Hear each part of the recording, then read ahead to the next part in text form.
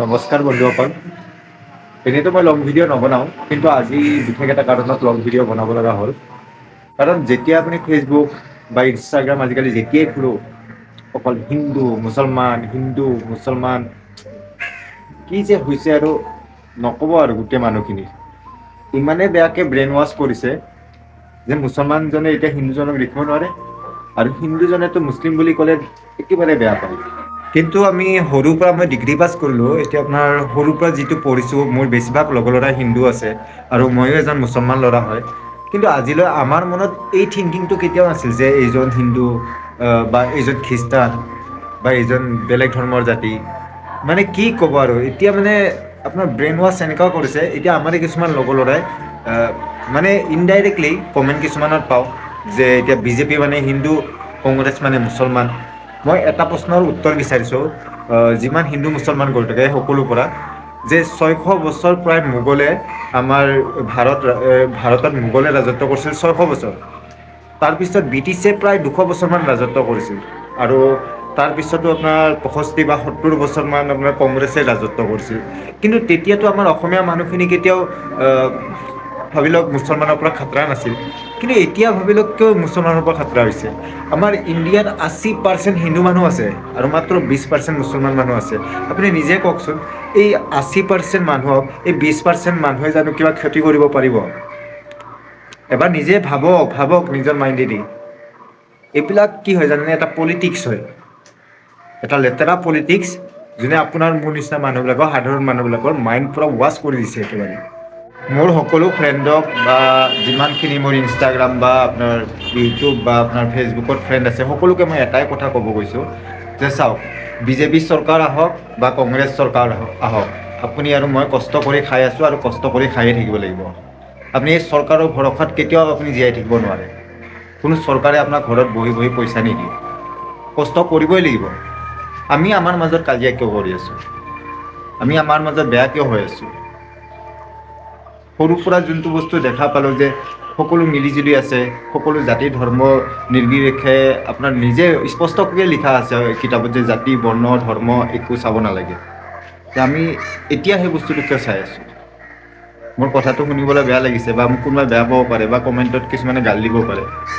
আৰু ভিডিঅ'ৰ কথাটো নক'ব, মই যদি এটা শ্বৰ্ট ক্লিপ এটাও বনাওঁ, কিবা এটা ভিডিঅ' বনাওঁ, তাতে ইমানেই বেয়া থিংকিঙৰ মানুহ আছে, লাগিলে ভালেই হওক কণ্টেণ্টটো, দুনীয়াৰ বেয়া বেয়া গালি দিব আহিব। আৰু যিহেতু এতিয়া আপোনাৰ নিৰ্বাচন কাষ চাপি আছে, নিৰ্বাচন কাষ চাপি থকা মানে এতিয়া আপোনাক কংগ্ৰেছে দিব পাৰে 10,000, ছাপ'জ কৰোঁ উদাহৰণ হিচাপে, বিজেপি দিব পাৰে 20,000, AIDF দিব পাৰে আপোনাৰ 50,000। এতিয়া এটা এটা লোভ দিব আপোনাক। গতিকে লোভৰ মাজত আপুনি নপৰিব। এইবিলাক ৰাজনীতিক হয়, এইবিলাক আপোনাৰ চলি থাকিব, পলিটিক্সত এইবিলাক হয়। আৰু আগতে আমি প্ৰফাইলত স্পষ্টভাৱে লিখিছিলোঁ এটা কথা, আই হেট পলিটিক্স, সকলোৱে লিখিছিল।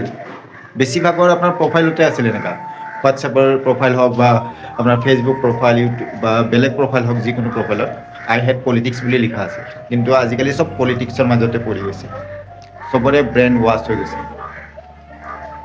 মুঠতে এটা আজিকালি ফেচবুকটোতো আৰু অনে কৰিব নোৱাৰি, একেবাৰে বৰবাদ, মানে কি ক'ব আৰু। হিন্দু মুছলমান কৰি থাকোঁতে দিন গৈছে। আৰু এজনে এতিয়া কি হৈছে, নৰ্থ ইষ্টৰ গৰুখিনিক লৈও কথা কৈছে। নৰ্থ ইষ্টত যিবিলাক গৰু আছে সেইখিনি বোলে মিথুন হয়। এতিয়া কি ক'ব কওকচোন?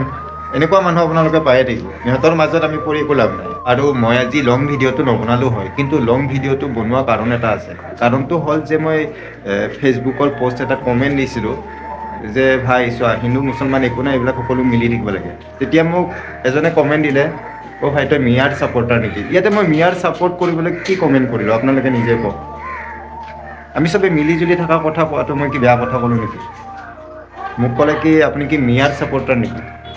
এতিয়া মিলি থকা বুলি শব্দটো ক'লেও আপোনাক যদি মিয়া ছাপোৰ্টাৰ হয়, তেনেহ'লে কি ক'ম আৰু? মোক ক'বলৈ একো নাই। কেনেকুৱা মানসিকতা আপোনালোকৰ হৈ গৈছে আপুনি নিজে ভাবকচোন। আপুনি যিজন ব্যক্তিয়ে মোক কৈছে মই সেইজনক কৈছোঁ, আপোনাৰ মানসিকতাটো ভাবকচোন কেনেকুৱা হৈছে। মিলি জুলি থকা শব্দটোত যদি আপুনি মোক মিয়াৰ ছাপোৰ্টাৰ বুলি ক'লে, তেনেহ'লে কি ক'ম আৰু মই? এতিয়া মানে ক'বলৈ একো নাই।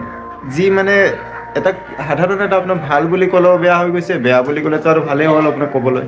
শুনক, মই আপোনালোকক কৈছোঁ, মানে যিজন ব্যক্তিয়ে মোক কৈছে মিয়াৰ ছাপোৰ্টাৰ বুলি, মই সেইজনক কৈছোঁ, চাওক মই মিয়াৰ ছাপোৰ্টাৰ নহয়, মই এজন প্ৰকৃত ইছলামৰ মানে অসমীয়া মুছলমান হয়, গতিকে মোৰ মানে 14 গোষ্ঠী মিয়া ভাষাও নাজানে আৰু মিয়াৰ প্ৰথাও নাজানে তেনেকুৱা।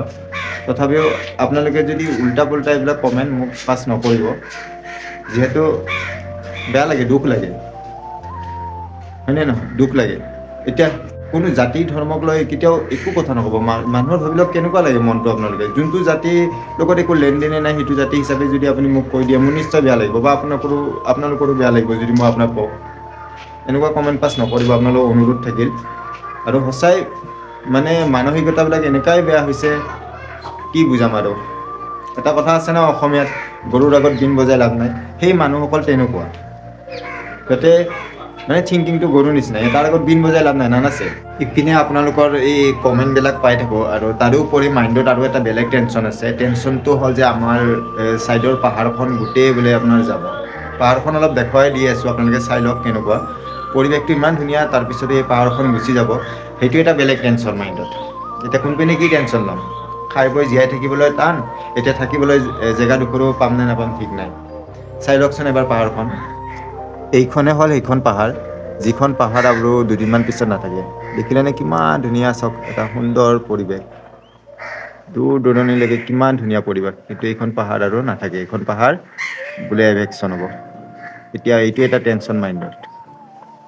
শেষত এটাই কথা যে পলিটিক্স কৰি লাভ নাই।